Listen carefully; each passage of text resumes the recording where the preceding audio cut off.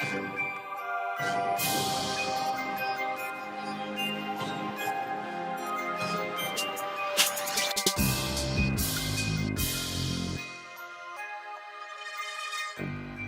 everybody, this is the man on fire, John Sablan of johnsablan.com, welcoming you to another segment of True Faith Real Talk. Now today's topic of discussion is going to be battle ready. Are you ready for each of the battles that we face physically, mentally, spiritually? Wow, my guest today is going to help us understand that readiness, if you will, and talk to us about his ministry, about his calling to help people with that engagement in the spiritual warfare that we face, to help really ignite the fire in the hearts of the faithful and maybe those who don't know God in this world. My guest is somebody you may know as he is the founder of Radix and actually Battle Ready, which is an initiative of Radix. You may have known him primarily through his one-man drama of The Passion. Perhaps you may have known him the many years that he's co-hosted Life on the Rock on EWTN, and now is the host of Battle Ready. I want to welcome to this show, Mr. Doug Barry. How you doing, brother? Hey, John, good. How are you, man? I'm doing well. Well, thank you again for joining us on this segment of True Faith Real Talk. I really wanted to kind of understand, or at least help my viewers understand your mission in life, because when I read through what you're doing with Battle Ready, I've seen your videos, and I know you've got a big following on YouTube as well. Your apostolate and my apostolate, World Ablaze Incorporated, kind of have that same fervor, zeal, that same fire to light a fire, right? So I know on your website, for instance, you have Luke 12:49, which is definitely one of the scriptures when we talk about my own Catholic apostolate with, I came to set the earth on fire and how I wish it was already blazing, right? So why don't you, just explain for the viewers at least a little bit of the background with you and what you're doing today, and, that transition that you've gone through from, leaving EWTN to, obviously you're back on EWTN with your own show, but really taking Battle Ready strong to heart with your own personal apostolate. Yeah, I'll just start by saying I grew up like a lot of Catholics out there. Refer to myself as the clock in, clock out Catholic. You walk into church, you put your hand in the holy water font, you clock in, you walk out after Mass, and you clock out. And that's where I was. That's where a lot of people are. A lot of people just kind of go through the motions. We're Catholic because we grew up Catholic. We were told to do these things, and a lot of people have never really been challenged to really own the faith, really make it something that's intrinsic, that's within them. Mm-hmm. And so I grew up with this. Right around 20 years old, roughly, I hear about these apparitions. I never really heard much about that, of the Blessed Mother appearing in Medjugorje. Now, I talked to my aunt, who was the one that introduced me to this, and she said, now the church has not approved Medjugorje, so be very careful about that. But the messages are serious, and she has said the same thing, if this is true, but she has said these same messages have come from her in other places that are approved by the church. I said, well, like where? And she mentioned Fatima, Portugal, 1917. So I went home and dug out a book that my mom gave me on the Blessed Mother appearing to Jacinta, Francisco, and Lucia and Fatima, and it really blew me away. And it made me realize right there, I got to make some changes because I'm kind of going through the motions of my faith. I'm not taking this seriously, especially when the Blessed Mother on July 13th, 1917, showed the children the vision of hell. And that woke me up. And she also talked to the children about the prophecy of a Second World War, which happened. All right. And so I'm putting these things together, and you don't got to be a rocket scientist to figure this out. You got this miraculous event, prophecy of a war. The war happens. This is an incredible thing. So I start to look at my faith differently. I began to pray differently. I began to go to confession more regularly. I met this wonderful young lady. I was dating her at the time. She was also a big help to me at that point because she was kind of holding my feet to the fire to be a better person, better man. We ended up getting married, married 28 years now. Blessed to have 7 children, 2 miscarriages, so 2 children with our Lord. But that was the beginning of really turning my life around. So when we get married, we start this ministry, Radix. Radix is a Latin word that means root. It means get to the root of something, to be radical. Radical is a word that comes from Radix. And so this is really what gets the ball rolling. I start this ministry work, my wife and I, working with young people primarily. And that's been 28 years we've been doing this work. Very blessed to travel all over the country, outside the country, in fact, other places in the world. About 20 some years ago, was asked to be on on EWTN for a different show, a couple different shows. Eventually, I was asked to be on Life on the Rock. I had 3 appearances on Life on the Rock. And then about 10 years ago, they contacted me and said, would you be interested in co-hosting Life on the Rock? I said, yeah, that'd be great. So I went down to the network. We gave it a shot. They liked the chemistry with me and Father Mark. Seemed to go well. So we co-hosted the show for 8 years. And in the midst of doing that show, me and my wife and my family, some of my kids here, I have 4 sons, in particular a daughter, and we worked together to form this effort called Battle Ready. And the idea behind Battle Ready was to talk more about the reality of the spiritual battle, but also look at the signs of our times and see what's happening in our world and really respond to that. And so we started, I just wrote emails about this and I'd send them out to people. Eventually I was asked to speak in a church on Battle Ready, and then another church and another church. And then I started to do what I call Battle Ready rallies. And I've done them all over the country now, dozens and dozens of them. Go into some areas and do a tour of Battle Ready rallies, 5, 6, 7, 8, 9 nights in a row. And the idea, again, was to talk to the layperson about spiritual battle. And not just exorcisms and possessions and that sort of thing, but just the fact that our marriages are torn apart. 50 to 60% end in divorce. We've got abortion like crazy. We've got contraception usage, which almost nobody talks about anymore.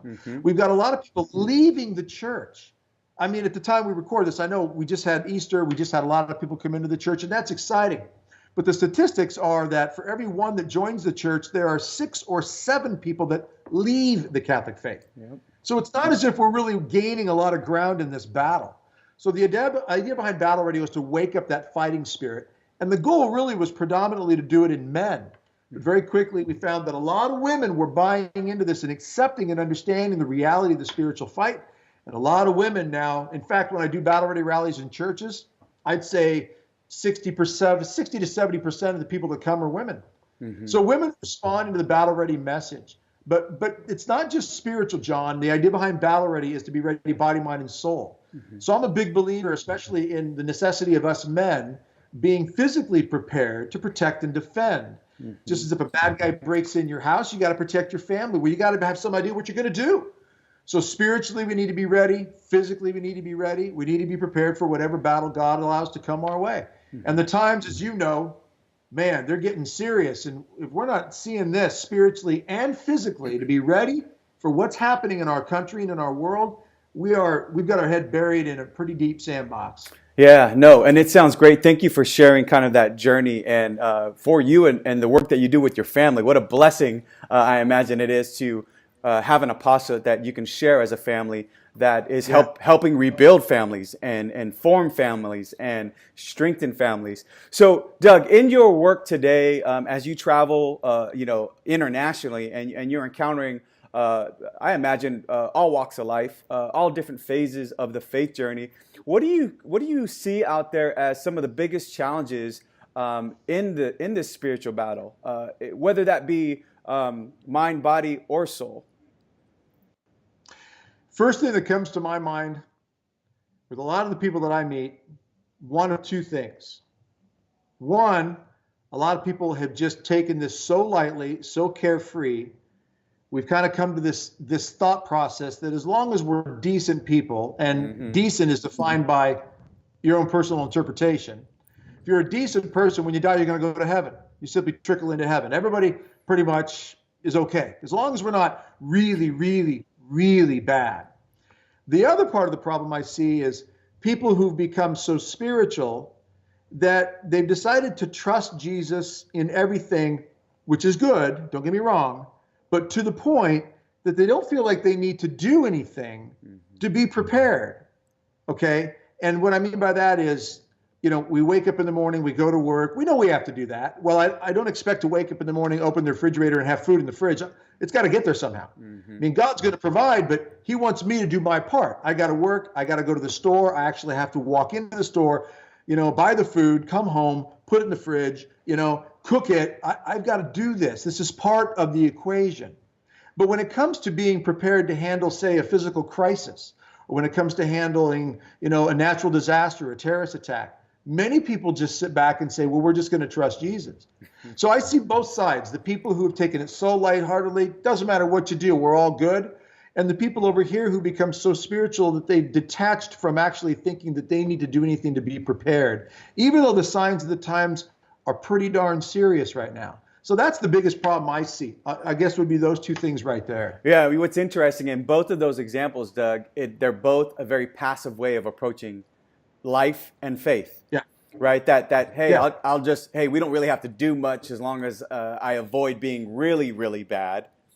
All is good. Right. I can just kind of stroll on into heaven. And then the other example you gave where there's this, what would be probably a false understanding of trust. Well, I'm just going to trust everything and not feel like I have any stake in the game, right? That Sure. I have any effort in the redemption aspect, right, of our Lord's suffering here on earth, and for us to help other souls encounter Christ. So, battle ready. I love the theme, the approach, the effort that you're putting forth. Now, let's start with the men first. I know you're catering to all because I think this is something both near and dear to our hearts. I know for myself, and people who do know my walk has been a very crooked walk, but I come from a living away from the church for a long time, and because of failed male leadership in my life, that kind of affected and impacted my ability to really understand what it means to be a true Catholic man. Right, to be a biblical man. So, what has your work been with specifically on the male part? We'll get to the women and to the youth, but when it comes to men, what do you have to say to our men out there when it comes to being battle ready and the role that we have to play? Because a big part of what you're explaining, the issues we're experiencing, is because men really have abdicated their responsibility as the spiritual leaders in their home, as the chief servants, as the chief protectors, as the chief defenders of the family and all of creation. So what do you have to say to the men who are watching now when it comes to being battle ready in our role as men? Right. That's one of my most passionate areas of getting this work done, because if we're going to turn the tide of anything, and when I say turn the tide, I am not one of these people that believes we're going to see some utopia come into our world in our time period.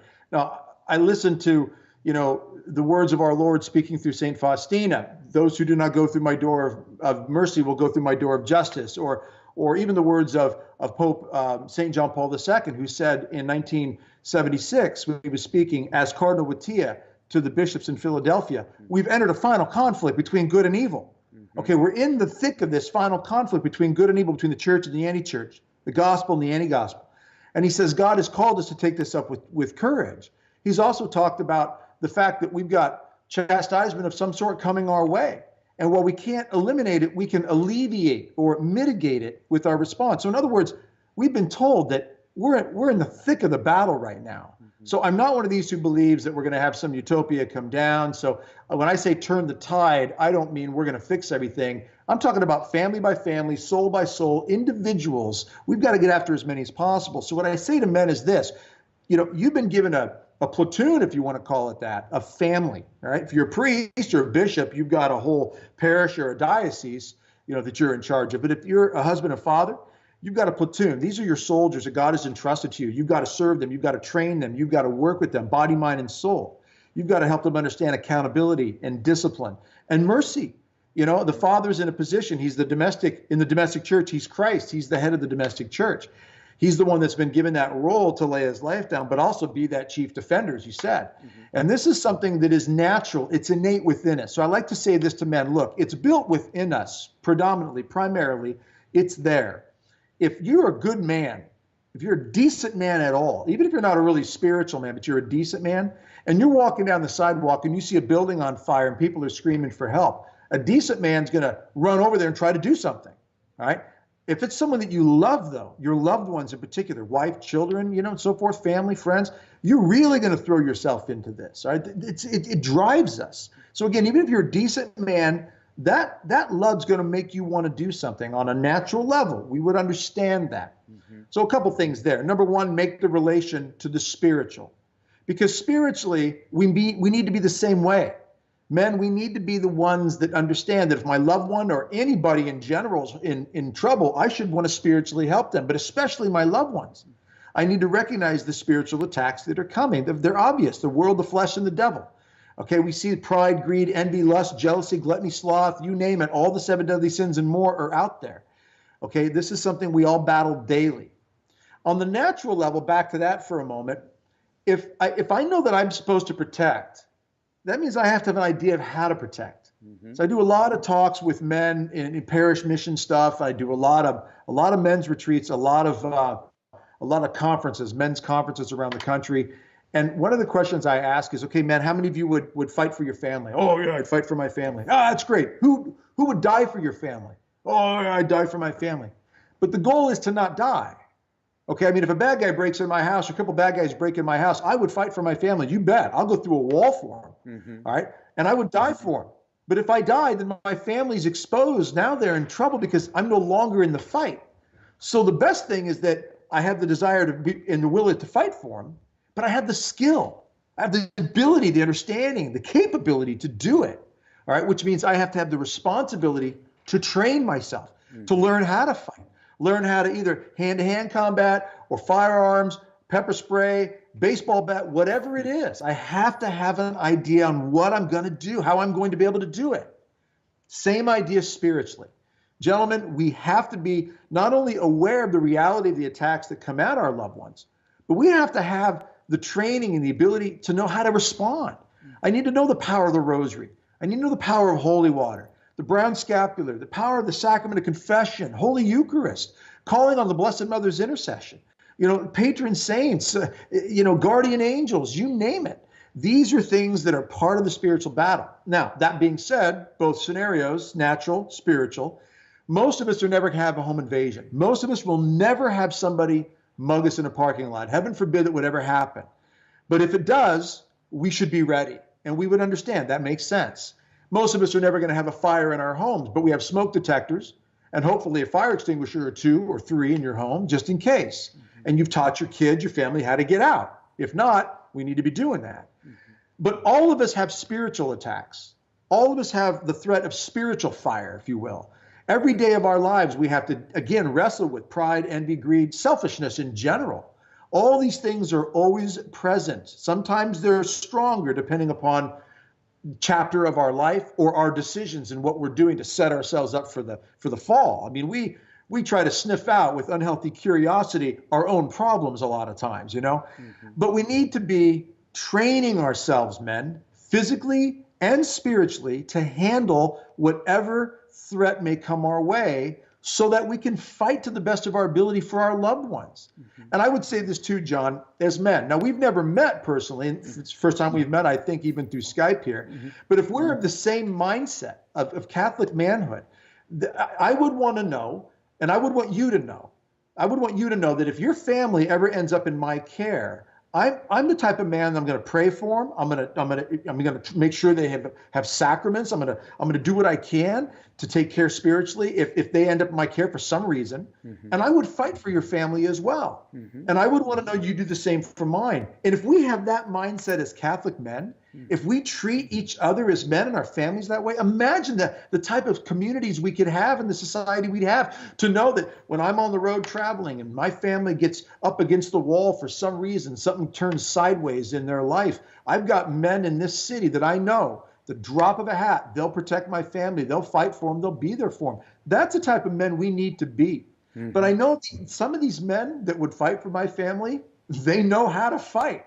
All right. And that makes me feel good too. Spiritually and physically, I know guys that would show up if I sent a text out. I'd have 5 guys show up out here armed. And I mean, rosary in one hand and an AR-15 in the other. I mean, they would be ready to defend and protect. And that's the type of men I think we need to be. That's the type of manhood we used to have. Much more so in the history of our church. Yeah. So if you think about the connection between the spiritual and the physical, because, we're hearing that the mind, body, and soul piece, why are they connected? Because some people may have a different opinion than I agree with you now, right? That I think we need to have a balance, that all of them matter. The most important of all of them, of course, is the spiritual health, the spiritual vigor, right? But Why the physical piece? Because you're bringing them both in both hands. How are they connected, Doug? Is it through the very art and discipline of that? The fact that you can, through self-mortification?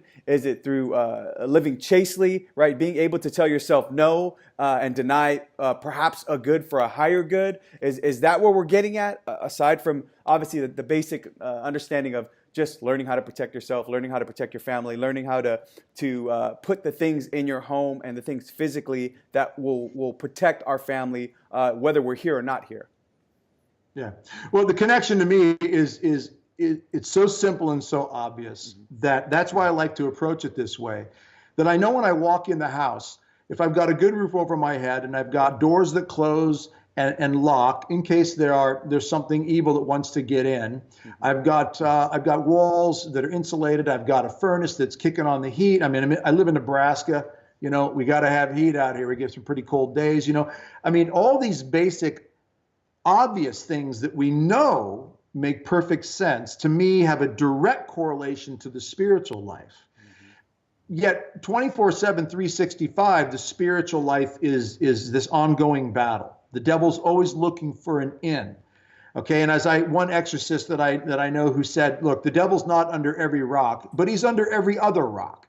In other words, we have a constant battle with spiritual elements that are trying to destroy us, which is why when we pray the Hail Mary, we pray at the end of the Hail Mary, pray for us now and at the hour of our death. Because between now and the hour of my death, whenever that is, this attack goes on. So to me, knowing that is the nature of the spiritual world that we are all in, and that God has created us spiritual and physical, that the two are connected. In fact, it's not natural for us to die. A lot of people don't understand this, that Adam and Eve, by allowing sin into the world, that's where we get death. But that's going to be done away with. And in the final resurrection, we're reunited with our bodies, right? I'm going to get all my hair back, We're going to have straight teeth, we're not going to have any foot odor and all the other mess and disease and sickness that goes with life, right? All that's gone. All right. Now, if we're on the downside of that, we're on the negative side, the side of hell, then we're reunited with a pretty nasty representation or not representation, but a pretty nasty physical aspect of who we are. That's going to be a problem. But on the good side of things, if we're resurrected on the side of Christ, things are going to be sweet. They're going to be awesome. But because it's not natural for us to be apart from our bodies, that's not God's original design, we're going to have that back. But in the time that we're in this, you can't deny and you can't separate the two out. One does affect the other to a large degree. In fact, I would hear this oftentimes when I would go to confession to a particular priest, used to be here in Lincoln, where I live. He would say this, in confession, you confess your sins, and oftentimes he would say, how much water have you drank today? What kind of exercise are you getting? How much are you sleeping at night? In other words, he was making it clear, and then he would explain this. Your physical acts, the part of which makes you physical, your physical attributes affect you mentally, emotionally, and spiritually. All right? If you've got good rest and you've got decent food, that affects your brain. You think better, you function better. Well, that affects your emotions. Well, that also affects your spiritual life. So in the spiritual life, for the sake of the spiritual life, as you mentioned, you deny a good like food for a greater good, your soul, you're putting things in a proper order. The order of things should be, actually how a lot of people have it is the feelings and emotions run the show. Okay, but if you're an emotional being, you have feelings and emotions, physical passions and emotions, and you've got an intellect, and you've got a spirit. And a lot of people have it completely upside down, okay, where the spiritual life is subordinate or submissive to the physical life, and the physical life is submissive to the emotions, right? So whatever I feel is what I want to do. My body follows that, and the soul kind of takes last place. It's got to be the other way around. Soul's got to run the show. Okay, so the body should be responding to what lifts the soul closer to God and what honors God and gives God glory. So the physical, spiritual comparisons to me are pretty clear. As I would treat my home, as I would treat my loved ones, as I would treat my own body, because I know that this makes things function better, spiritually I should do the same thing. I should have a good spiritual roof over my head. I should make sure that I'm eating good spiritual food.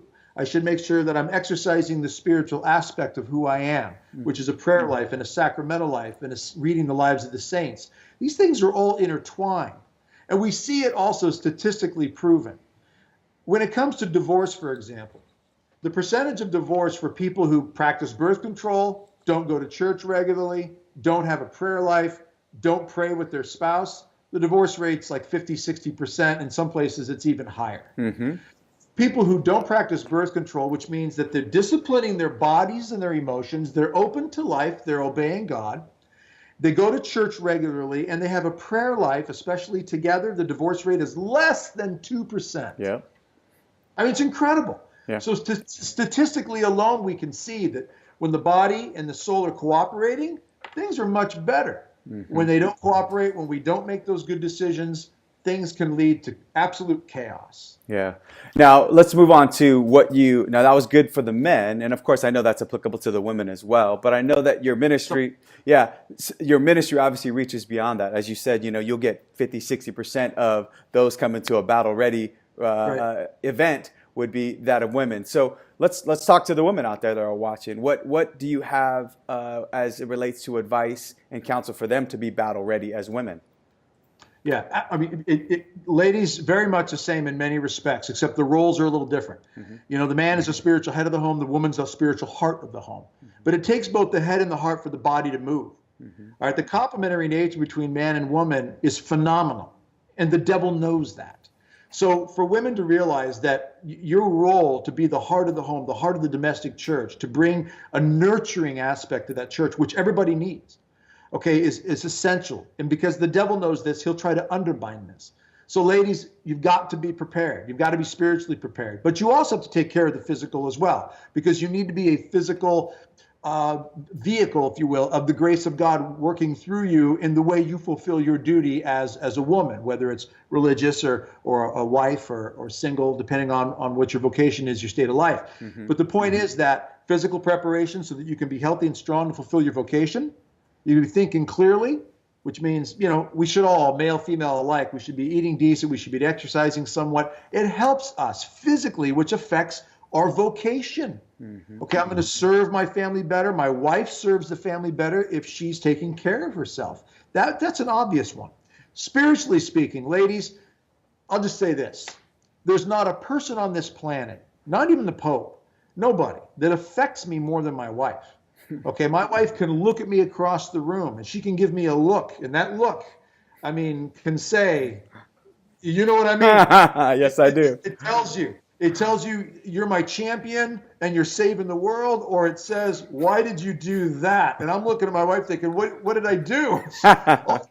It can even be, in today's world with texting, it can just be an emoji she sends me, and that can tell me good or bad. But the point is, I've been blasted by a lot of people over the years. I've had people disagree with me, argue with me, debate with me, comments on social media, on videos, you name it. A lot of people just have really laid into me over different things. Yeah, you know what? You take that, you pray about it, you respond accordingly. Mm-hmm. If my wife says one thing or looks at me one way, it makes me feel like I can take on the world, or it makes me feel like I got to really do some serious checking on my own heart. That's the power that a woman has over a man. For good or bad, there's nothing that affects a man more than a woman. Think about one of the greatest Old Testament scripture characters is David, King David. I don't know anywhere else in scripture where, and maybe there is, but I don't know of it, where an individual is given the title, a man with a heart after God's own heart. Okay, David was a man after God's own heart. That's incredible. Okay, I've never heard that. I'm not Doug, a man after God's own heart. No, I don't get that. David got that. That's incredible. And yet David fell. And he fell for a couple of reasons. One, it starts out stating that we know about Bathsheba, but before that happened, David was not off fighting battle at the time that kings would be off fighting battles. Mm-hmm. He was kicking back. He took himself off the battlefield. He wasn't engaged in his duty. But then he sees Bathsheba. She's on a rooftop. She's bathing. So ladies, good rule of thumb. Don't be bathing out in public like that on a rooftop. Bad idea. Okay, but from that point, he is attracted to her. The impact that a woman has on a man, even a man as great as David. So ladies, don't ever underestimate the impact or the power that you have over men in general, but especially the men in your life. And that's not just physical. We as men realize that's a major part of the way God has designed it, we are physically affected by what we see, but it's more than that. There's mystery behind it that's very deep and very powerful. And ladies, I would say this. One of the reasons I think that you find that women become, and I'm just going to go to another subject here, in situations where you have war or you have genocidal attacks, like Armenian genocide in 1915, the World War II, Rwanda 1994, Bosnia, wherever you have these major attacks, the Cristo Reys in the early 1920s or mid-1920s in Mexico, wherever you have this, women become a particular target for evil. They're raped, they're attacked, they're assaulted, they're horribly treated. Why? My own thought on that is because the devil knows you ladies represent the Blessed Mother in the particular way that she, a woman, crushes the head of the serpent. You ladies have that relation to Mary being a woman. Therefore, ladies, I would say to ladies out there, the devil's going to go after you in a particular way, which is, again, is one of the reasons we men need to be ready to protect you in every way, spiritually and physically, because you become a very unique particular target in certain ways. But spiritually speaking, ladies, be spiritually ready for that battle, because your influence, your effect, and the way the devil will go after you because of the way you can affect the men in your life. And when men are affected negatively, for example, a man is destroyed spiritually, he's destroyed emotionally, he's destroyed his manhood or masculinity has been undercut because of a domineering woman, a mother, or a wife, that can ruin men. Okay, and I've seen this over and over in the men's groups that I've spoken to, and men who've talked to me personally. Be the biggest, toughest, strongest guy out there. He could be an MMA fighter, a weightlifter, but he can still be a very broken man inside if the women in his life have, I say, neutered him. And it's a funny way to put it for some, but it's very, very serious, because she can tear him down, and he can be so affected by how she speaks to him, how she treats him, and doesn't build him up. Ladies, my wife holds my heart right here. She can crush it, or she can lift me up and make me feel like I'm a warrior that can take on the world. So ladies, be spiritually prepared to lift the men up in the lives that God has placed in front of you to care for. It's critical for all of society. Yeah, I think one of the things that you address in both your counsel and advice to the men, but also to the women, is the importance that we play in each other's lives as fully man and as fully woman. That God, and obviously in His wisdom and His greatness, the way He designed us to complement one another in this battlefield, really pulls alongside of us battle partners, right? Especially in our women. So I think that, that's great to be able to encourage women, because, I think it's Proverbs 21 or 18:21 or 21:18. I'll get it reversed. But, death and life are in the power of the tongue, right? And in particular, when it comes to women and how they either build us up or tear us down in that way. Because, and maybe in this culture of death today, we've really got things so upside down and so backwards and so twisted.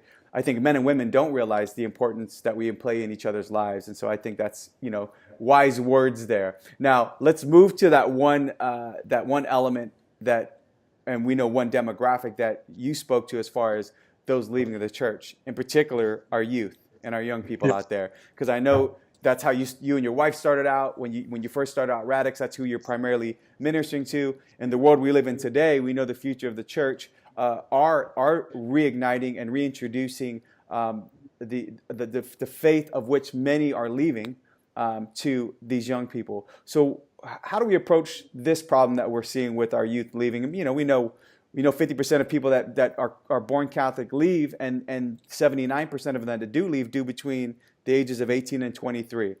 And they're a difficult group to get our finger on as far as, because they're the ones who are being hit with all you got to be is a good person, everybody goes to heaven, there really isn't a hell, sin doesn't exist, moral relativism is rampant. What do we do to better reach our youth, given what you've experienced in your many years of doing battle? Yeah, I tell you, it is a very difficult area. In fact, I just saw a report yesterday that in evaluating European, countries and nations over there, that the percentage of young people, and I forget which one of them it was, I didn't even want to say for sure, they looked at like 15 over there in Europe, different nations, and they found one of them, 95% of young people, young adults, do not identify with any religion whatsoever. Wow. 95%. I think the UK, England, it was around roughly 70% do not claim any religious affiliation. The numbers are horrific. In America, it's not a lot better. It's a little better still here, but not a lot. Roughly only 20% of Catholics go to Mass in the United States faithfully. All right. Back in 1950s, that was roughly 80%. Okay, so we have flipped it upside down completely. What has happened to our young people that when they've gotten older, they've abandoned this?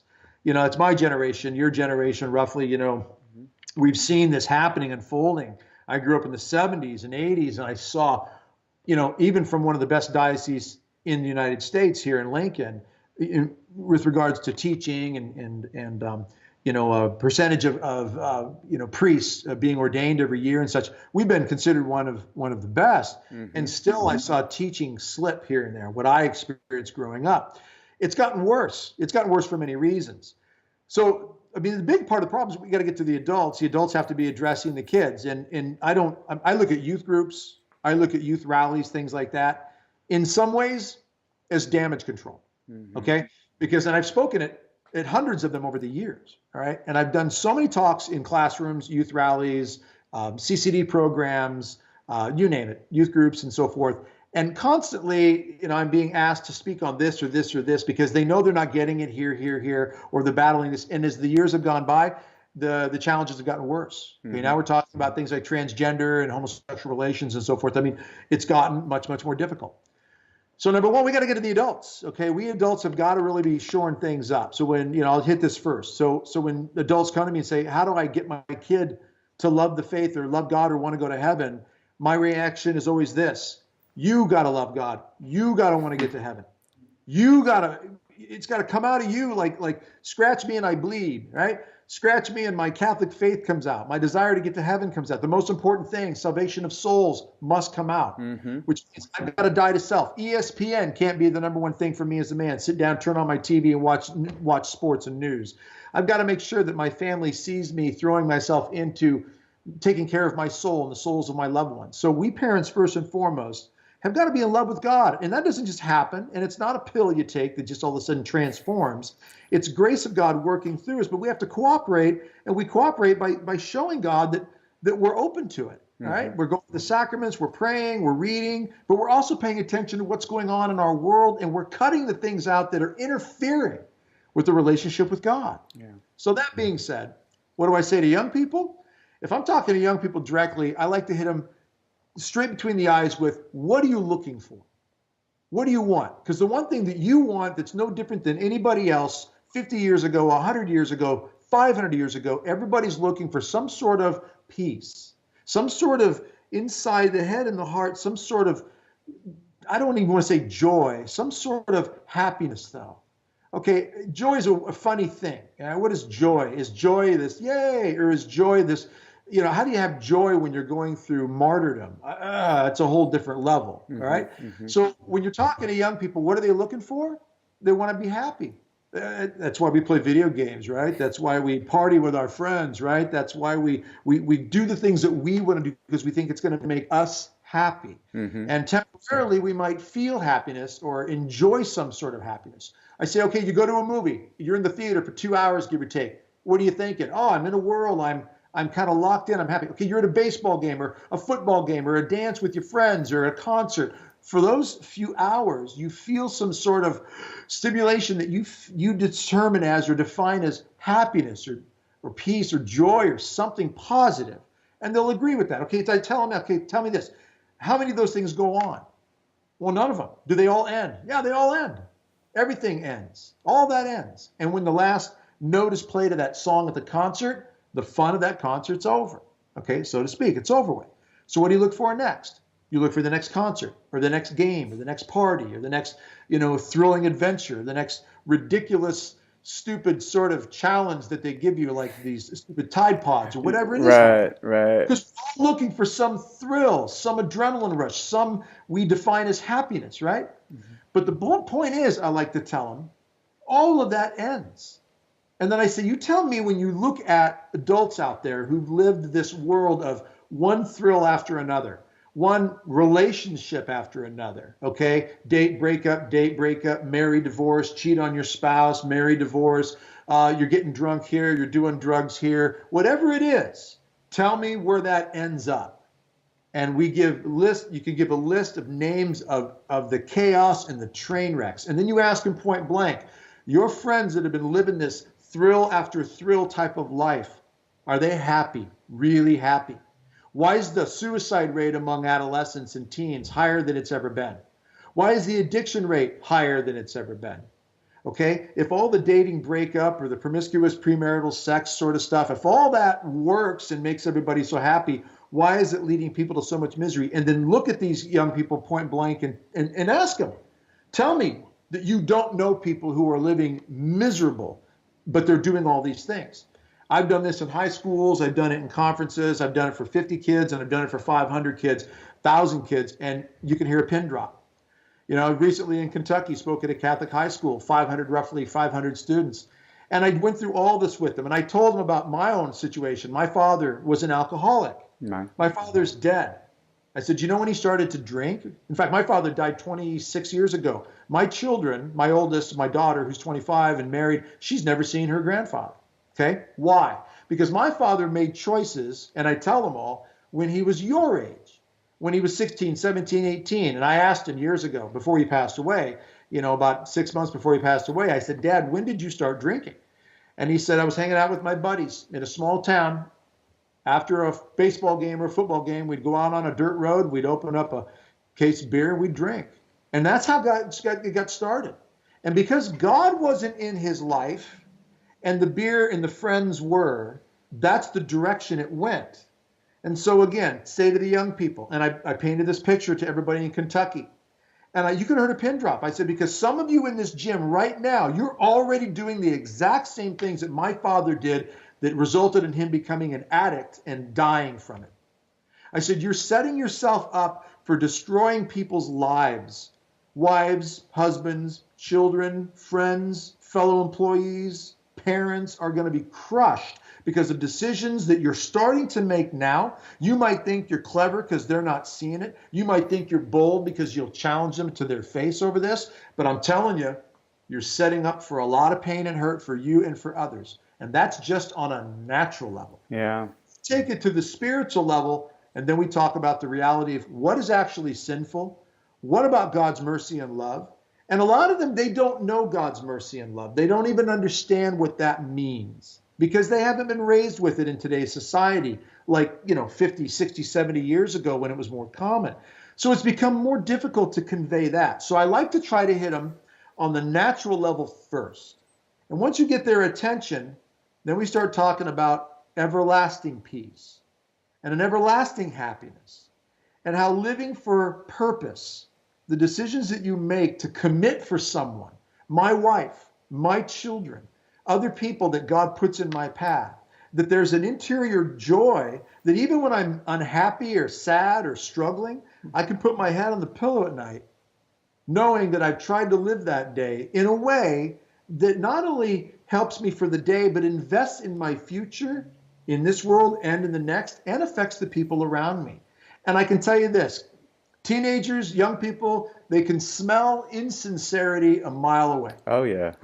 You got to just be straight with them. So I tell them, look, I'm 53, I'm a husband, I'm a father. I'm not going to come off like I'm some cool, hip teenager, because I'm not. To you, I'm an old guy. To some of you, I'm half dead. And they all laugh at that. Okay, so be it. I can still do more push-ups than most of you guys in this gym, though. Okay, which is embarrassing because I've been a push-up challenge with them and I beat them almost every time. It's one of the reasons I keep working out. But the point is that you hit them, you tell them the truth. Yeah.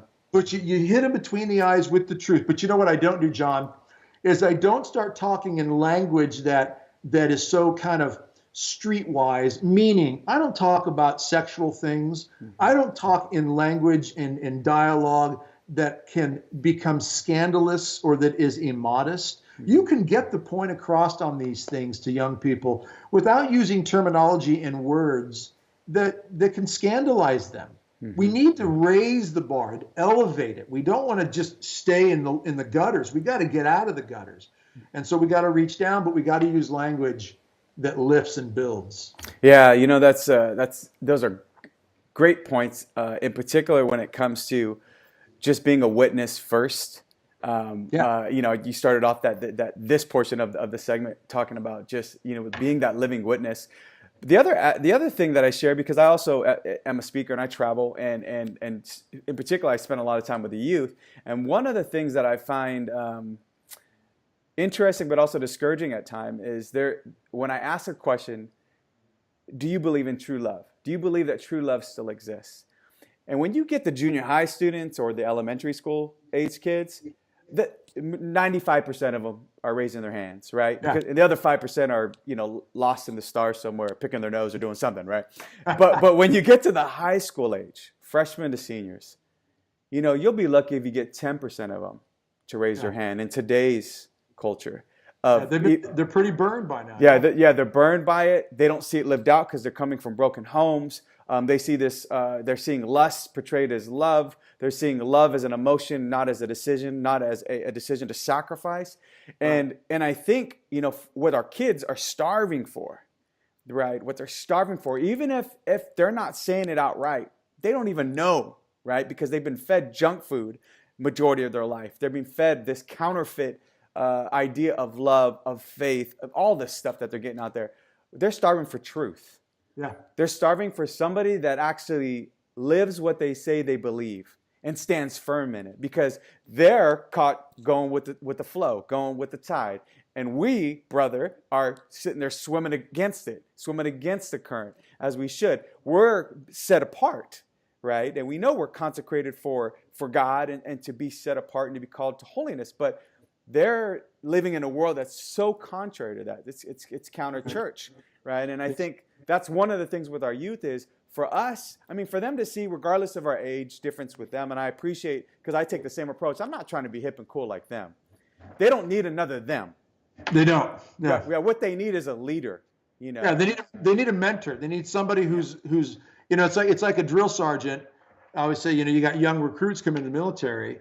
You don't want young recruits learning how to fight a war from guys that are their peers. Right. You want to know that old rugged guy who's been in 18 battles and he's got battle scars, and he can look at these guys and say, I can teach you how to stay alive. I can teach you to survive a fight. All right. And you're right. They don't need more of them. They need those of us who have been through some part of the battle and can point out to them, look, you want your marriage to last? I got 28 years of marriage this month. You want a 28-year marriage? You want a 58-year marriage? You want to make it that long and have that kind of devotion and dedication to your loved one? Look, I'll give you some ideas that I know work because of what I've been through. And I know what doesn't work because of what I've been through. And so you're right. They don't need more of them. That kind of approach, I think, can be very destructive and very harmful to them. Yeah, and I think what you said about they can smell somebody who's disingenuous or insincere, right? They can smell it from a mile away. So if we're just sitting there trying to be cool and hip and relatable, really we've actually done the opposite. We've shown them that we're totally irrelevant, that we're just over here, versus meeting them where they are, but pulling them to something higher. And right. For somebody who to speak the truth with fervor and zeal, and true love, as we know in our Catholic faith, or St. Thomas Aquinas will say, right, is willing the good of the other as other, and then doing something about it, right? Not just saying, oh, well, I love you with these words, but really saying, no, I'm willing to sacrifice. I'm willing to stand before you, get vulnerable, and tell you that, hey, the way you're living your life isn't good for you. It isn't going to lead you to eternal happiness, to an abiding joy, to an abiding peace. So, I think it's really great that the work you're doing. So, Doug, how do people find more about you, about Battle Ready Strong? How do they get a hold of you on social media? What's your handles? Where can our viewers find you? Yeah, it's pretty simple. I got a YouTube channel. It's under Doug Barry. I have a Facebook page. It's under Doug Barry. I have another Facebook page under Battle Ready. We pretty much post the same thing on both of them. Mm-hmm. Our website is battlereadystrong.com. So battlereadystrong.com is website. Mm-hmm. Doug Barry YouTube, Doug Barry Facebook. dougberry.radix Instagram, but you can find that out if you go to some of these other places. All of our videos, we always add the tags, how to do Instagram and so forth, how to follow us here and there. But I would say if people want to check us out, battlereadystrong.com, or just go to my YouTube channel, Doug Berry. That information is on there, or follow the Facebook page, Doug Berry. Okay. That's with Barry. So that's probably the best way to get a hold of me. Whether it's setting up a booking for a conference or a school or a church, Battle Ready Rally, or just to check out the videos. I try to put videos up. I struggle with, depending on my schedule. If I'm on the road, it's hard. When I'm off the road, I try to get 1 or 2 up a week. And I hit a variety of subjects. I just put one up yesterday on what's going on with some of the stuff in the attack on the Second Amendment. People don't see that in a spiritual way. They don't realize. We don't look at the history of what happens to people and the harm that's done to people, and the lives that are crushed and ruined when we don't have natural rights, to support us, and we get those rights taken away. And we've got threats out there against the Second Amendment, against the right to protect ourselves. And that's even in the Catechism of the Catholic Church. So we do stuff that tries to tie that together. You've got a couple of key paragraphs, 22, 64, and 65 in the Catechism, that speak about not only the right to defend and protect in self-defense situations, but even the grave duty, it states in 2265, especially to care for those that have been entrusted to our care, even if it means taking up arms against another individual. Not because you're trying to inflict harm, but as a last resort. And even St. John Paul II talks about this. He writes about it in the Gospel of Life, his book. So, we've addressed those types of things, and it's funny how people separate these things to where we think we have the physical world that we live in and the political world, and then we have the religious world, and we want this separation of church and state. And it's like, well, no, we shouldn't. There needs to be a connection here, because if we don't have the presence of God and the grace of God operating in our lives and in our souls, especially our politicians and our law enforcement and our military, then what kind of trouble are we getting ourselves in? This is a crazy idea that we need to separate this out and keep your religious beliefs over here and your secular worldly thing. No, we need to understand God's got to be brought into the marketplace. He's got to be brought into the political world. He's got to be brought into these different areas, or we're shooting ourselves in the foot when it comes to the future of our society. So we like to address those things as well, which, you get the hate mail on that kind of stuff sometimes. But you know what? I go back to Mexico. What happened to the Cristo Reyes down there? Yeah. When the government tried to destroy Catholicism. Look at the Armenian genocide, when the Turks tried to eliminate our Catholic Armenian brothers and sisters to the tune of 1.5 million, roughly, who were slaughtered. All right. It is not to be taken lightly. Those were both religious persecutions. All right. And it goes on and on. So I'm very serious about us being spiritually 24/7, 365 prepared, but also physically taking a good look at the signs of our times. And I'm also, one last thing I got to mention, John, in particular, is the warnings of the Blessed Mother. I'm adamant about this. I talk a lot about this. I got a couple of videos about this. She's warned us 5 major times that I've talked about in a couple of DVDs and videos in the last 100 years. She's come to the world. These are church-approved apparitions, by the way. And she's come to the world at least 5 major times to tell us how serious the times are if we don't pray, fast, repent, and make acts of reparation for sin. It's a very, very serious time. God would not be sending his mother to the world repeatedly to remind us of how serious it was if it wasn't an urgent time. And as a priest friend of mine said, this is not even the Blessed Mother's own sense of urgency. This is God's sense of urgency, or he wouldn't be sending his mother to the world over and over to tell us, we need you to respond because we're turning our backs on God's grace. So it's a very serious time for us, and we need to be joining forces, fighting this battle. We need to be reaching out to as many as possible and listening really to the modern prophets that God has given us, like I think Mother Angelica, Mother Teresa, St. John Paul II. I think Pope Benedict has said things that are prophetic. Humana Vitae, written by Paul VI, reminding us what would happen if we let contraception become prevalent. All these voices. Fulton Sheen, I love Venerable Fulton Sheen. Another prophetic voice for our time. He saw what was coming, and he spoke about it very seriously. So we have a lot to pay attention to. We have a lot of work to do, a lot of fighting to do.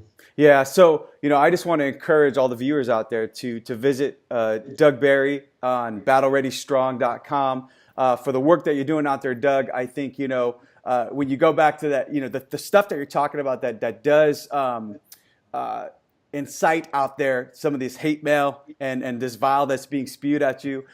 We should find comfort in John 15, right? That if the world hated you, it hated me first. Right. If the world person, yeah, and I ask people all the time, ask yourself who loves you and why, and ask yourself who hates you and why. And if the majority of it is the world loving you and not hating you, then you're really not living a Christ-like life. So, so I want to just thank you for your time here. I want to encourage all the viewers out there to please take a look at what Doug has to offer with his apostolate. He's doing great work out there. And until we, bring you back here on True Faith Real Talk with another segment, get holy or die trying. Thanks, Doug. God bless, my brother. Thank you, John. God bless you.